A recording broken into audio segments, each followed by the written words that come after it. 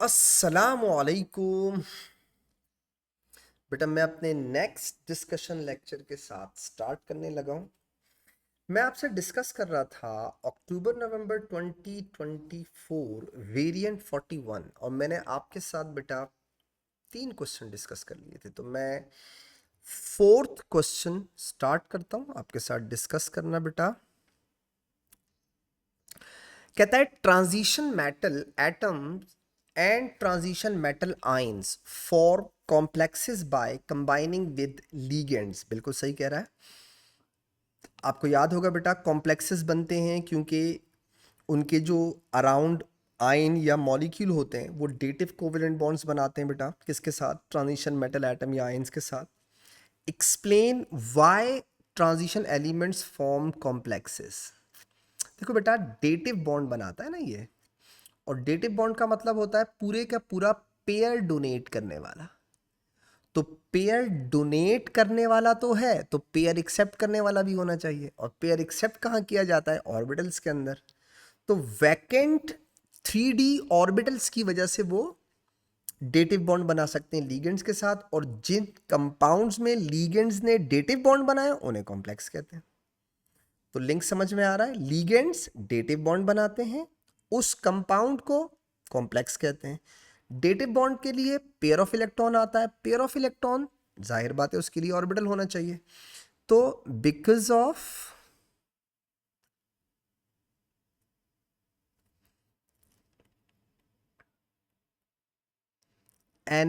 Energetically accessible empty, मेरा ख्याल है डी ऑर्बिटल्स डायरेक्ट लिख देते हैं, डी ऑर्बिटल्स। वैसे भी एक ही मार्क का सवाल है। नेक्स्ट देखिए बेटा, बी पे आते हैं। कहता है कोबाल्ट 2+ आइन फॉर्म कॉम्प्लेक्स आइन जी। कोई कॉम्प्लेक्स बनाता है। ईच जी आइन कंटेन्स 2 कोबाल्ट आइन। 2 कोबाल्ट आइन है, बोल्ड किया हुआ है। Both of which octahedrally coordinated. What is meant by octahedrally? यानी कि 6 डेटिव बॉन्ड्स। ठीक है, कोऑर्डिनेशन नंबर 6 का मतलब होता है ना ऑक्टाहेड्रल। अब वो आपसे कह रहा है each G ion contain 1 oxygen molecule. एक ऑक्सीजन मॉलिक्यूल है which donates 1 pair of electron to each cobalt 2+ ion. यानी एक ऑक्सीजन है और वो दोनों कोबाल्ट को लोन पेयर डोनेट कर रहा होगा for the dative bond.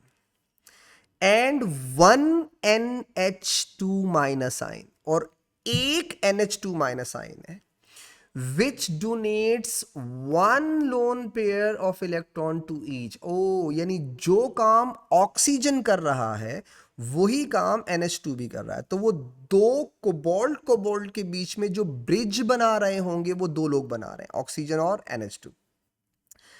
The remaining ligands are NH3 molecules. Okay, तो याद रखिएगा 6 डेटिव बॉन्ड होने चाहिए, उनमें से एक ये है, एक ये है। तो इन्होंने तो दो दो डेटिव बॉन्ड नहीं लेफ्ट राइट पे बनाए होंगे। बाकी के जो डेटिव बॉन्ड है वो कौन बना रहा है? Ammonia. Deduce the formula of the complex sign. मैं आपको पहले आसानी से समझाऊं इसको, जरा यहां देखिएगा बेटा। जो मुझे समझ में आ रहा है कि ये कुछ ऐसा होना चाहिए, देखिएगा बेटा। मुझे लगता है इसको कुछ ऐसा होना चाहिए कि कोबाल्ट है 2 पॉजिटिव, कोबाल्ट है 2 पॉजिटिव, एक ऑक्सीजन है, एक डेटिव बॉन्ड इधर बना लिया, एक डेटिव बॉन्ड इधर बना लिया। तो उसकी वर्डिंग मैच हो गई। 1 ऑक्सीजन, सही है, O2 है, सॉरी, इट्स O2।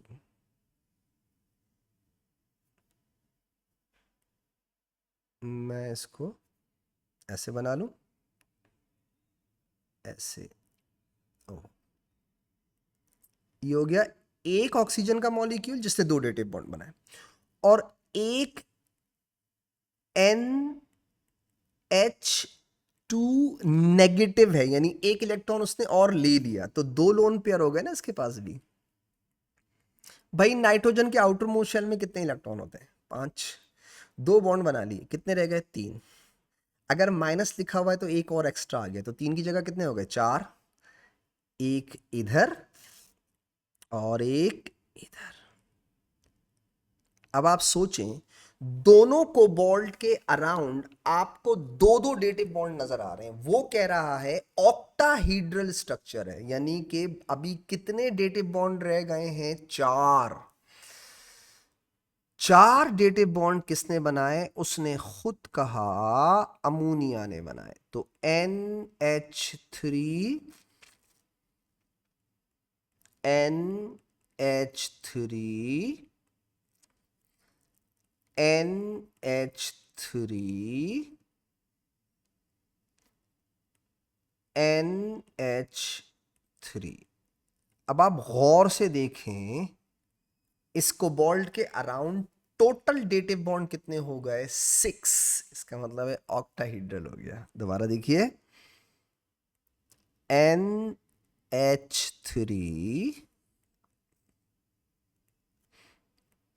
NH3। अब आप देखें, मैंने पूरा स्ट्रक्चर उसकी इंफॉर्मेशन को देख के बनाया है, जो उसने बोला है मैंने उस तरह बना लिया। मुझे लगता है ये ऐसा होगा, ठीक है। तो अगर तुम में से कोई बच्चा ये सोचता है सर हम कैसे सोच सकते हैं, बेटा जैसे मैं सोच रहा हूं, उसने सारी इंफॉर्मेशन तो दी हुई है। एक ऑक्सीजन ने दोनों के साथ डेटिव बॉन्ड बनाया, उसने लिखा हुआ है। एक NH2 माइनस ने दोनों के साथ डेटिव बॉन्ड बनाया, उसने लिखा हुआ है। तो अब देखो फॉर्मूला क्या हो गया कॉम्प्लेक्स का, ये देखो बेटा, कोबाल्ट 2 हो गए, एक ऑक्सीजन मॉलिक्यूल हो गया, साथ में NH2 हो गया। अब अमोनिया गिन लो कितने हैं टोटल? 6। तो NH3 6 टाइम हो गया। इस पे -1 है, एक कोबाल्ट पे 2+ चार्ज है, तो 2 कोबाल्ट पे 4+ चार्ज हो जाएगा। तो 4+ -1 ओवरऑल चार्ज होना चाहिए 3+। आई होप अब आपको मेरी बात समझ। 4 और 4 8, सॉरी, आहा, अमोनिया 8 है, 4 और 4 है ना दोनों तरफ, तो ये हो जाएंगे 8। 1 2 3 4, 1 2 3 और 4 बेटा। अमोनिया न्यूट्रल है, ऑक्सीजन न्यूट्रल है, NH2 पे -1 लिखा हुआ है, तो ये बन गया फॉर्मूला। अच्छा, ये सब कुछ इसने यहां लिखा हुआ है, आप गौर से देखें। कह रहा है ना, ईच आइन 2 कोबाल्ट थे, आ गए, both of which octahedrally 6 dative bond बना दिए। ईच आइन कंटेन 1 ऑक्सीजन बना दिया, 1 NH2 माइनस बना दिया। इसका मतलब पेयर बनाया होगा, दैट्स इट।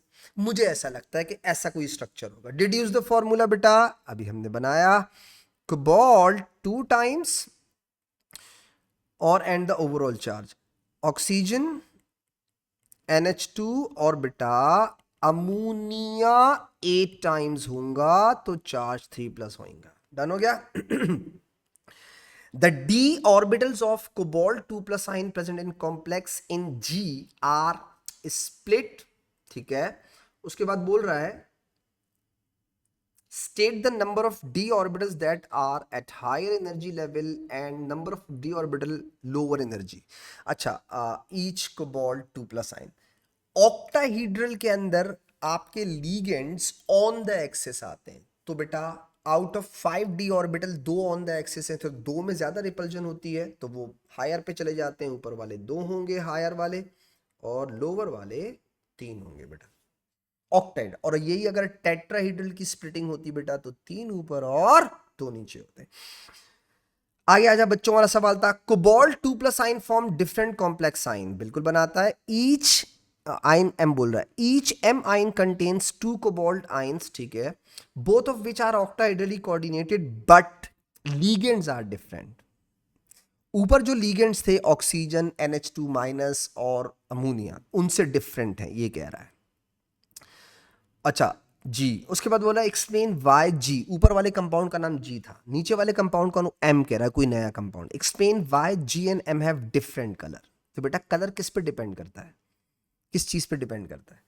जो स्प्लिटेड ऑर्बिटल्स होते हैं उनकी एनर्जी डिफरेंस पे। अगर उनका एनर्जी डिफरेंस डिफरेंट होगा तो डिफरेंट विबग्योर फ्रीक्वेंसीज एब्जॉर्ब करेगा, कलर डिफरेंट हो जाएंगे। ये बात लिखनी है, 2 मार्क्स आपको बोल रहा है, जगह काफी दी हुई है, इतना लंबा आंसर है नहीं वैसे इसका।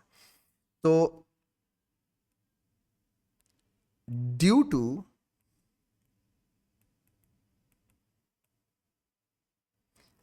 difference in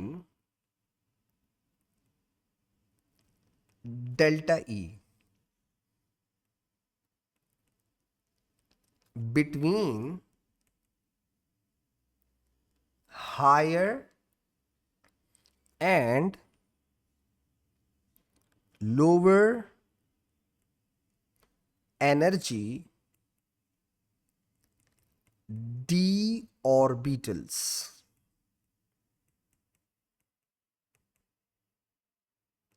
different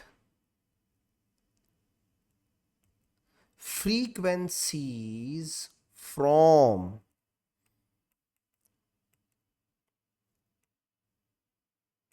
visible region, जिसे आप क्या कहते हो, VIBGYOR, are absorbed during promotion of lower energy electron to higher energy। I think 2 marks के लिए अगर आप इतना लिख दें तो ये सही है, मुझे लगता है, पर्सनली तो ये लगता है मुझे, सही है। नेक्स्ट देखिए बेटा, पार्ट सी पे आ जाए। कहता है कैडमियम फॉर्म्स कॉम्प्लेक्स आयन, ठीक है, एक कॉम्प्लेक्स आयन बना दिया, CdNH3 4 टाइम्स और 2, कोऑर्डिनेशन नंबर 4 है इसका, ठीक है, ये 4 है बेटा। Okay, when solution containing cyanide ion, आपने साइनाइड आयन ऐड किया, aqueous solution, ligand exchange reaction, यानी इसके अंदर आपने क्या डाला है, साइनाइड डाला है, तो लीगेंड एक्सचेंज रिएक्शन हो गया, यानी साइनाइड अमोनिया को क्या कर देगा, डिस्प्लेस कर देगा। Reaction takes place forming complex ion by, तो यानी इससे एक कॉम्प्लेक्स बनेगा, ठीक है। अब वो क्या बनेगा मुझे नहीं मालूम, क्या बोलता है, Y contains no ammonia ligand, यानी सारे के सारे अमोनिया रिप्लेस हो गए, नो वाटर लीगेंड। तो मुझे समझ में आ रहा है कि साइनाइड डालने से बेसिकली ये बन जाएगा CN4 टाइम्स, अमोनिया न्यूट्रल था, कैडमियम का चार्ज 2+ था, तो बेटा 2+ और 4 माइनस हो जाएगा 2 माइनस, यानी इसका चार्ज अब हो जाएगा 2 माइनस, मेरा ख्याल से। आगे देखते हैं क्या बोलता है, Y is much higher concentration in mixture of X, यानी ये एक वही रिवर्सिबल रिएक्शन होगा, एक जैसे मिक्सचर बनेगा उसका और इसका, तो ये X हो गया और ये Y हो गया, कह रहा है Y की कॉन्सेंट्रेशन ज़्यादा है, तो मतलब इसकी K स्टेप की वैल्यू ज़्यादा है और इसकी K स्टेप की वैल्यू कम है। जिस कॉम्प्लेक्स की K स्टेबिलिटी की वैल्यू ज़्यादा होगी वो उतना ज़्यादा फॉर्म होगा, वो उतना ज़्यादा एग्जिस्ट करेगा। The oxidation state and coordination number of cadmium do not change, हमने चेंज नहीं किया, यहाँ भी +2 है और यहाँ भी +2 है, दोनों में +2 है, चेंज ही नहीं किया मैंने। और अगर वो बोलता कि चेंज हो गया तो हम दोबारा बना लेते, अभी तो मैंने सिर्फ अपनी वर्किंग की है। उसके बाद बोलता है write an ionic equation for this reaction using the formula of the complex sign, तो वो हमने ऊपर कर ही लिया, ये देखिए बेटा, cadmium ammonia 4 times charge 2+ plus 4 साइनाइडाइन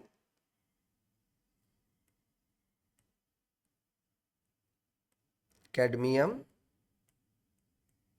साइनाइडाइन 4 times charge 2 minus हो जाएगा बेटा, और 4 अमोनिया मॉलिक्यूल डिस्प्लेस हो गए, लीगेंड्स डिस्प्लेस हो गए।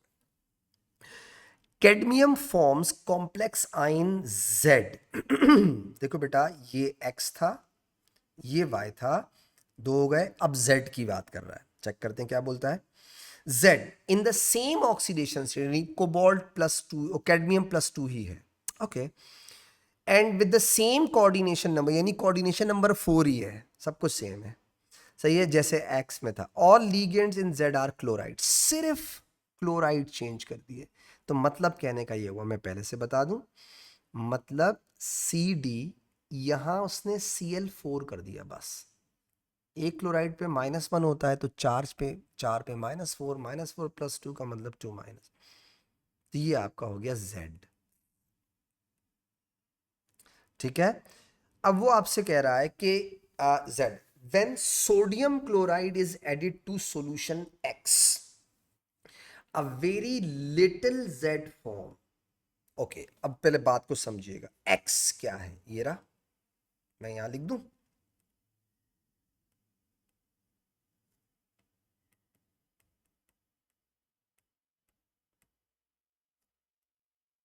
कह रहा है आप इसमें सोडियम क्लोराइड डाल दें, यानी क्लोराइड डाल दें, क्लोराइड, तो CdCl4 2 माइनस वेरी लिटिल बन रहा है। फर्क देखिए, जब आपने साइनाइड डाला X में तो ये ज्यादा बना, यानी इसकी स्टेबिलिटी इससे ज्यादा है। जब आपने X में क्लोराइड डाला तो ये लिटिल बना, इसका मतलब है इसकी स्टेबिलिटी इससे ज्यादा है। तो सबसे ज्यादा स्टेबल कौन सा हुआ, Y, उसके बाद स्टेबल कौन हुआ, X, और सबसे कम स्टेबल कौन है बेटा, जो सबसे कम बन रहा है, और वो हो जाएगा Z। ये कह रहा है, इसीलिए वर्डिंग पढ़ो और लिखा करो। देखो देखो, when sodium chloride is added to the solution X, यानी जिसमें अमोनिया था, वो कह रहा है very little Z form, right 3 cadmium complexes XYZ in order of increasing stability. तो सबसे हाईएस्ट स्टेबिलिटी किसकी होगी बेटा, Y की, CdCN4 टाइम्स, और सबसे स्मॉलेस्ट स्टेबिलिटी किसकी होगी बेटा, CdCl4 2 माइनस, और बेटा मीडियम कौन सा होगा आपका, CdNH3 4 टाइम्स, चार्ज हो जाएगा 2 प्लस। बेटा आई होप बात समझ में आ गई होगी उसकी। कहता है ethane ethane dioate ion C2O4 oxalate ion जिसे आप कहते हैं, forms complexes with transition elements, बिल्कुल बनाता है, आपको पता है बाइडेंटेट लिगेंड होता है ये। Concentration of C2O4 ion can be found by the reaction with acidified Cr2O7 ion. C2O4 2 negative ion are protonated and form this। सही है, प्रोटोनेट का मतलब वो प्रोटॉन एक्सेप्ट कर ले, तो जाहिर बात है जब ये प्रोटॉन एक्सेप्ट करेगा तो यही चीज बनेगी इसमें। Okay, molecule which are oxidise by Cr2O7, ठीक है ठीक है ठीक है ठीक है। ओके, तो ये ऑक्सीडाइज कर रहा है, यानी कि अगर ये ऑक्सीडाइजिंग एजेंट है तो ये खुद रिड्यूस होगा और इसे ऑक्सीडाइज करेगा, ऐसे ये बोलना चाह रहा है जो उसने बताया अभी तक। आगे देखो, construct an equation for the reaction between acidified Cr2O7 and this. तो बेटा ऑक्सीडाइजिंग एजेंट खुद रिड्यूस होता है तो फॉरवर्ड जाएगा और इसको ऑक्सीडाइज करेगा, तो बस एक याद रखना, नीचे वाली इक्वेशन को फ्लिप तो करोगे, मल्टीप्लाई बाय 3 भी करोगे ताकि इलेक्ट्रॉन बैलेंस हो जाए। तो मैं इसको यहीं कर देता हूं यार, ताकि ज़रा काम मेरा आसान हो जाए। 3 2 ज़ा 6, 3 2 ज़ा 6, 3 2 ज़ा 6, और 3 1 ज़ा 3। तो बेटा मैं इलेक्ट्रॉन से इलेक्ट्रॉन कैंसिल कर रहा हूँ मैं, आई होप बात समझ में आ रही होगी, वरना पूरा आपको करना पड़ेगा, आप करके देख लें। उसके बाद ये है 6H+ आइन, ये है 14, तो 6 और 14 का मतलब 8H+ आइन बच गए, और कोई चीज़ कैंसिल हो रही है, मेरा ख्याल से तो नहीं हो रही। तो बेटा ये हो जाएगा Cr2O7 2 माइनस प्लस थ्री, मैंने फ्लिप कर दिया उसको, ठीक है, HOOCCOOH हो गया। और क्या बच रहा है, 8H+ आइन। डन हो गया। अब मैं प्रोडक्ट साइड पे आ जाता हूं बेटा। 2Cr3+ 7H2O और 6CO2। मुझे लगता है कि मैंने ये सही किया है। ओके, आगे आ जाओ बेटा। A 25 centimeter cube sample of solution of sodium oxalate, सही है, यानी ये हटा देंगे तो चार्ज क्या हो जाएगा, 2-, इसी की बात कर रहा है। Reacts exactly 16.2 centimetre cube of acidified solution of this, calculate the concentration of this. अबे यार, वो वैसी टाइम ज़ाया करने वाला सवाल है। मैं आपको थोड़ी हिंट दे देता हूँ, आप खुद ट्राई कीजिए। आपको Cr2O7 का वॉल्यूम दिया हुआ है 0.0162, कॉन्सेंट्रेशन दी हुई है 0.05। आप मोल्स निकाल लें, मैं मोल्स निकालूं, एक मिनट बेटा, थोड़ा सा आपको काम कर देता हूं मैं। ये है 0.0162 मल्टीप्लाई बाय 0.05, ये आ गया बेटा मेरे पास 0.00081। ये मोल्स आ गए Cr2O7 के, आ गए, ठीक है। अच्छा, मोल रेशो क्या है, 1:3 का। तो मैं पहले इस ऑक्जिलेट के मोल्स निकाल लूँ। ये देखो बेटा, C2O4, ये सोडियम को इग्नोर करो, दफ़ा करो, ठीक है। रेशो है 1:3 का, तो 0.00081 गिव्स यू x करके, यानी मैं मल्टीप्लाई कर दूं इसको 3 से बेटा, तो ये आंसर आ गया मेरे पास 0.00243, राइट। अच्छा, ये आपके पास आ गया मोल्स। अब आपको निकालना है, आपको आपको चाहिए कॉन्सेंट्रेशन, ठीक है। तो C बराबर होगा N/V के, N/V 0.00243, V आपको दिया हुआ है 25, 0.025, तो मैं इसे डिवाइड कर दूं 0.025 से, मेरे ख्याल से मेरा आंसर आ रहा है 0.0972। शायद मैं सही किया, सही है। तो मेरा आंसर ये आया है, आप खुद से ट्राई कीजिएगा। मैंने आपको ट्रिक बता दी, अगर मेरी कोई कैलकुलेशन में थोड़ी आगे पीछे हो तो बेटा प्लीज़ इग्नोर कीजिएगा, उसे खुद कीजिएगा सॉल्व, ठीक है। आगे बढ़ता हूँ। Question number 5, the shape of four different complexes P, Q, R and S are shown in the table 5.1. The symbol J represent an atom or ion, ठीक है, बीच में जो ट्रांजिशन वो एलिमेंट होगा उसके लिए बोल रहा है। उसके बाद बोल रहा है the symbol of L is use to represent monodentate ligand. Monodentate, ये हो गया आपका टेट्राहीड्रल, ये आपका हो गया स्क्वायर प्लेनर, सब आपको आता है। ये ऑक्टाहीड्रल हो गया और ये लीनियर हो गया बेटा, ठीक है। ये मैंने अपनी तरफ से पहले देख लिया क्या क्या है। Label one bond angle in on each complex PQRS and identify the size of the angle in degrees. Okay बेटा, टेट्राइडल का बॉन्ड एंगल कितना होता है, 109 या 109.5 लिख लो, 109। स्क्वायर प्लेनर 90 डिग्री होता है बेटा। टेट ऑक्टाहीड्रल अगेन 90 डिग्री होगा बेटा, और लीनियर 180 बेटा। ये तो बच्चों वाला सवाल हो गया। Identify the shapes, wow, P का शेप हमने क्या लिखा था, टेट्राहीड्रल। ये 4 मार्क्स आपको मुफ्त के मिल गए ऐसे। उसके बाद क्यू की शेप है स्क्वायर प्लेनर, आर की शेप है ऑक्टाहीड्रल,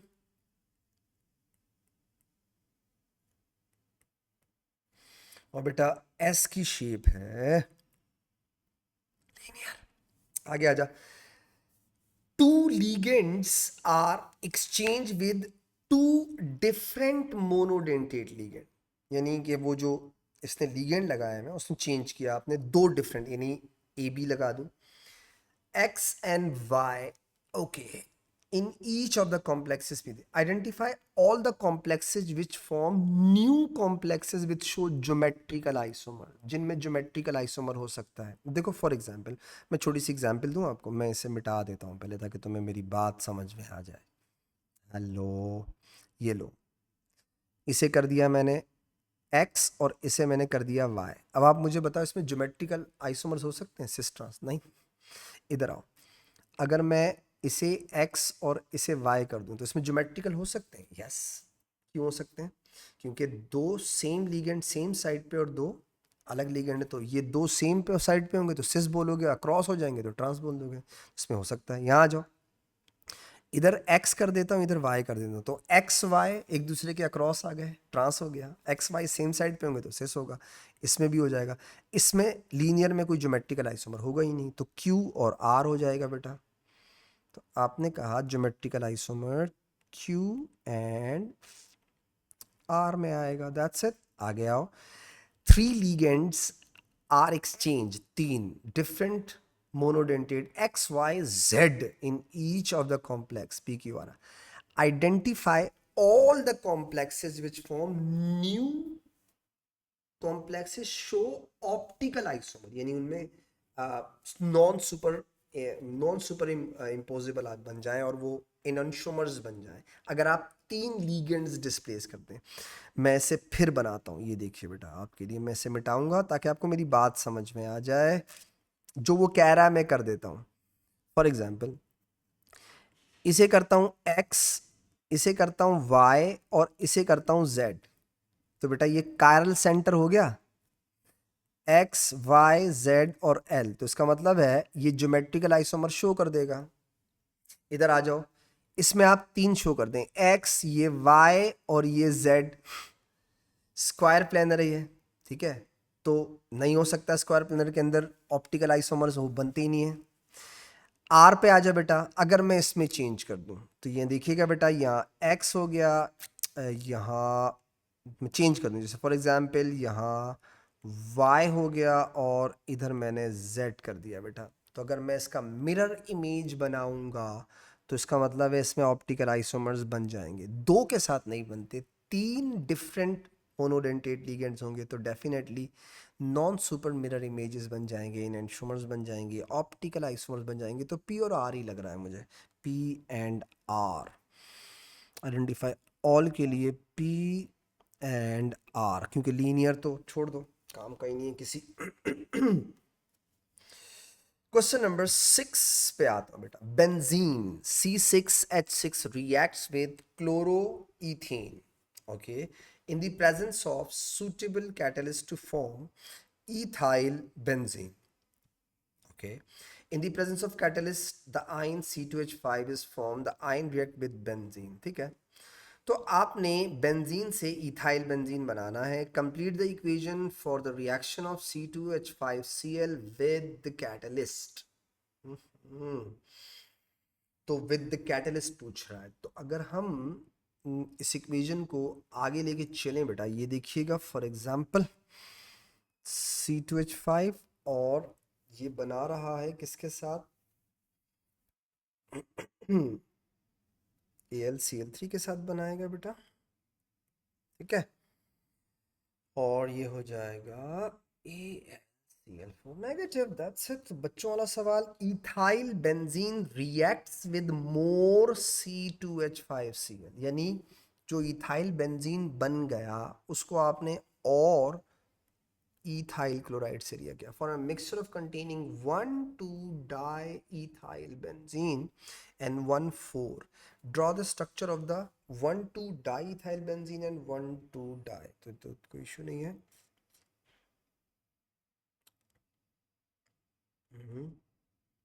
एक ही मार्क का सवाल था बट चलो आसान सवाल है बेटा।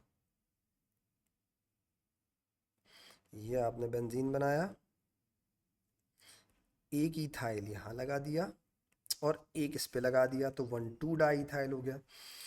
और बेटा इसी तरीके से अगर आप 1,4 बनाना चाह रहे हैं तो कोई रॉकेट साइंस नहीं है ना। लो, अबे ये क्या कर दिया।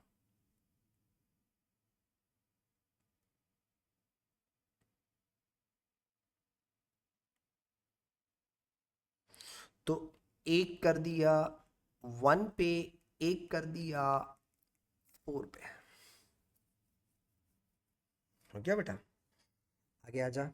Explain why there is very little 1,3 diethyl.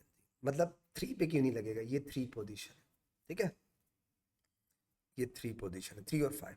तो बेटा इथाइल अल्काइल कौन से डायरेक्टर होते हैं? 2, 4, 6।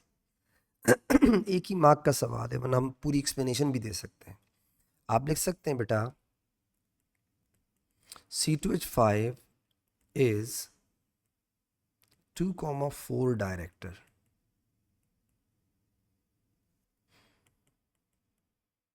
Hence, incoming electrophile is attracted towards 2, 4 positions. आगे चल बेटा। कहता है 1,2 diethyl benzene can be oxidise to benzoic acid. बिल्कुल सही कह रहा है। अगर आप साइड अल्काइल चेन को एसिडिफाइड या अल्कलाइन KMnO4 के साथ रिएक्ट करा दें तो आपका जो साइड अल्काइल चेन है वो कन्वर्ट हो जाता है किसके अंदर, कार्बोक्सिलिक एसिड के अंदर। तो आपने सिंपल कुछ नहीं किया, आपने सिर्फ अल्काइल चेन को ऑक्सीडाइज करके कार्बोक्सिलिक में कन्वर्ट कर दिया बेटा। तो state the reagent and condition used for this reaction. तो आप एसिडिफाइड लिखें, अल्कलाइन लिखें, KMnO4 लिखकर उसे क्या कर दें बेटा, रिफ्लेक्स कर दें। Complete the overall equation for this reaction. An atom of oxygen form an oxidizing agent represent this. All of the atoms in the 2-ethyl group are fully oxidized. Okay. तो 1,2 diethyl benzene का पहले formula देख लें बेटा। 6 carbon ये हैं, देखो सुनो, 6 और ये 2 8 हो गए, ठीक है, 8 और ये 2 है ना, तो 6 और 2 8 कार्बन हो गए, सही है। उसके बाद क्या है, C6H4 ये बना रहा है। और तो फॉर्मूला 1,2 डाईइथाइल बेंजीन में टोटल जो कार्बन है, नहीं 1,2 डाईइथाइल बेंजीन, अबे ये इथाइल थोड़ी है भाई, क्या कर रहा है। 1,2 डाईइथाइल बेंजीन कहाँ गया, मैं यहाँ देख लूँ पहले, ये रहा। तो 6 कार्बन, ठीक है, 6 7 8 9 10, तो 10 कार्बन है, ठीक है, कार्बन हो गए 10। हाइड्रोजन गिनो बेटा, 1 2 3 4, 4 और 5 और 5 10, तो 4 और 10 14 हो गए, H14 हो गया, ठीक है। ये मैंने लिखा C10H14। अच्छा अब यहाँ आ जाओ बेटा, यहाँ पे कितने हो गए, 10 में से 6 ये रहे और 2 1 2 ये रहे, 6 और 2 कितने हो गए, 8, तो 2 रह गए, तो 2 CO2 हो गया। साथ में वाटर बनेगा, तो बेटा अब वाटर में H देख लो कितने एक्स्ट्रा आ रहे हैं, वो देख लेते हैं। यहाँ H14 है, ठीक है, तो यहाँ देखिएगा बेटा H14 है, तो यहाँ 4 और 2 कितने हो गए, 6, 4 और 2 6, और मुझे कितने चाहिए, 14, तो मतलब मुझे 8 और चाहिए, तो मैं यहाँ 8 लिख के हाइड्रोजन बैलेंस कर दूँ। एंड में ऑक्सीजन देख लेता हूँ। आप 8 1 जा, नहीं 8 चाहिए ना, तो सॉरी 4 2 जा 8 होगा ना बेटा। अगर 8 चाहिए तो यहाँ 4 लिखूंगा, मुझे 8 हाइड्रोजन चाहिए था, तो 4 2 जा 8 हो गया। नाउ 4 1 जा 4 ऑक्सीजन, 2 1 जा 2 ऑक्सीजन, तो ये कितने हो गए, और 2 2 जा 4 ऑक्सीजन, क्या बोल रहा है, 4 1 जा 4, 2 2 जा 4, 4 और 4 8 ये हो गए, और 2 2 जा 4 ऑक्सीजन ये हो गए, तो ये टोटल कितने हो गए बेटा, 4 और 4 8 और 4 12। तो बेटा 12 ऑक्सीजन चाहिए मुझे रिएक्टेंट साइड पे, यहाँ मुझे 12 लिखना पड़ेगा। बहुत बोरिंग लगता है मुझे ये सब कुछ। मतलब एक लेवल के सवाल से करते करते एक सिंपल से सवाल पूछ लेता है, कहता है predict the number of peaks in carbon 13 NMR spectrum of benzoic acid 1 2। ये लो बेटा, ये एक आसान सवाल आपको उसने दे दिया, शुक्र है। ये देखिएगा,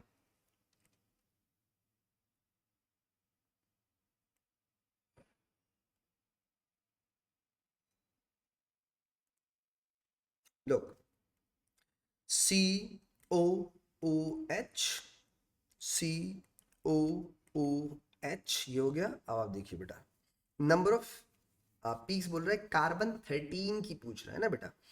तो ये हो गया A, एक जैसा है। ये हो गया B,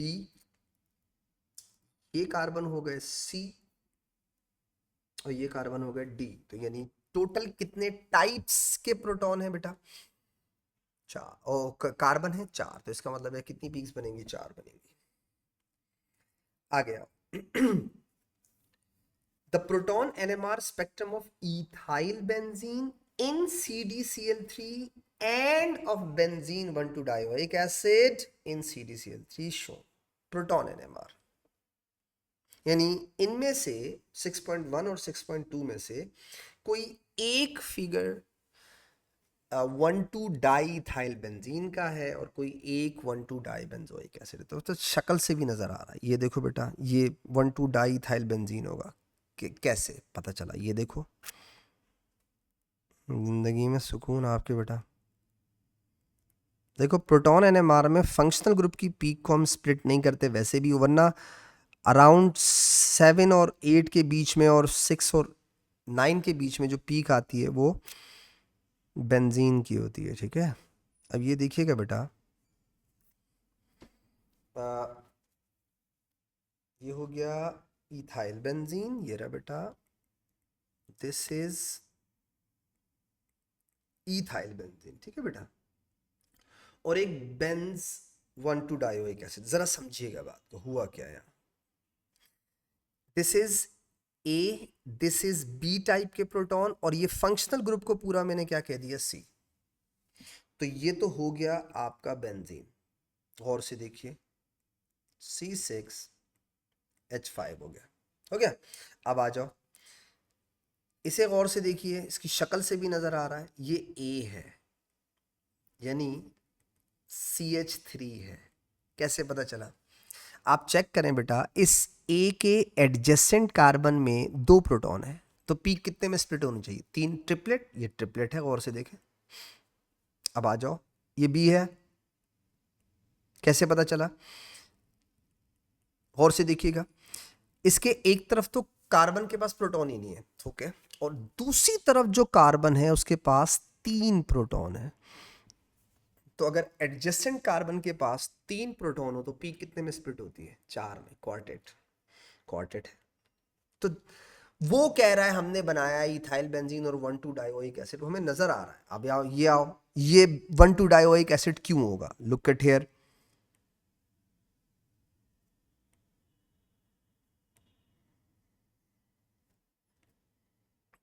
ये देखें बेटा,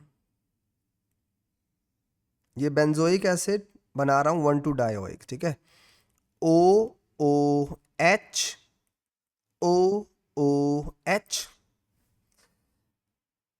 ये हो गया A। और ये पूरे का पूरा क्या हो गया? B। 2 टाइप के 2 पीक्स नजर आ रही हैं। ये आपका COOH वाला हो गया, और ये आपका C6H4 हो जाएगा बेंजीन। क्यों? इसलिए बेटा कि 2 जगह सब्स्टिट्यूशन हुई है ना, तो C6H6 में से 2 जगह H हटेंगे तो C6H4 रह जाएगा। दैट्स। तो उसने कहा 2 ग्राफ हैं, कुछ नहीं लिखा, हमने खुद से गैस कर लिया कौन सी चीज किसकी हो सकती है। ठीक है, explain the use of CdCl3 instead of CH3। देखो बेटा, इसमें H है, प्रोटॉन NMR एक्टिव होता है, इसमें D है, ड्यूटेरियम प्रोटॉन NMR एक्टिव नहीं होता। तो deuterium is proton NMR inactive, hence will not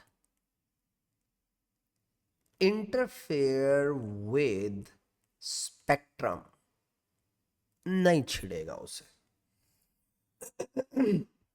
आजा बेटा, identify the substance shown by the spectrum in figure 6.1 and complete the table 6.1. Identify the substance. 6.1 क्या है पहले ये बताओ। ये रहा 6.1। 6.1 क्या है? Ethyl benzene. ठीक है, इथाइल बेंजीन। वो सब कुछ जो हमसे पूछ रहा है हम पहले कर चुके हैं। नेम द पैटर्न 1.2 पे क्या पैटर्न है? हेलो, ये पैटर्न क्या है? ये जो बना हुआ है triplet.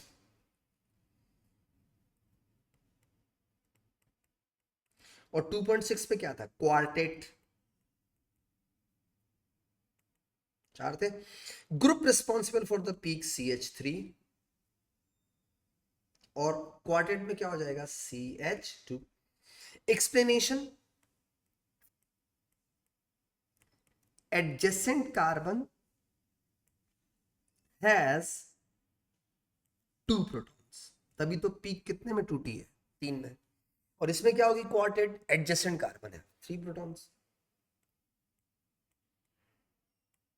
adjacent carbon has 3 protons.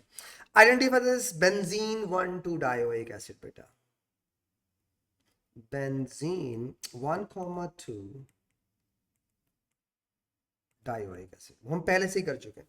Peak 7.8 और पीक 13. ये तो COOH हो जाएगा और ये C6H4 हो जाएगा। शुरू में हम खुद कर चुके हैं। When D2O ड्यूट्रियम, ठीक है, is used as a solvent, the spectrum obtained is different from the spectrum in 6.2. 6.2 का मतलब हो गया बेंजोइक एसिड, ये जो बेंजीन डायोइक एसिड है उसकी बात कर रहा है। Describe the difference. सो बेटा peak at 13.1 will disappear. Peak at 13.1 will disappear because of labile proton. आगे आजा। Benzene 1,2-dioic acid can be used to produce K. K क्या है? गौर से देखिए, एस्टर बन रहा है, यानी एक जगह से OH हटा और एक जगह से H हटा। ठीक है, यही हो रहा है, गौर से देखें। बाकी कंबाइन कर दें तो ये बन जाएगा, शक्ल से पता चल रहा है। Suggest the name of this, तो ये मुफ्त का एक मार्क दे रहा है। एलिमिनेशन रिएक्शन लिखते हैं बेटा, डिहाइड्रेशन लिख दें, कंडेंसेशन लिख दें, सब सही है। आई होप बेटा मेरी डिस्कशन से आपको फायदा हुआ होगा। इंशाल्लाह एक डिस्कशन लेक्चर और दूंगा इसका, तो हम इस खत्म कर देंगे। तब तक के लिए इजाजत दीजिएगा, दुआ में खास याद रखिएगा बेटा। अल्लाह हाफिज़।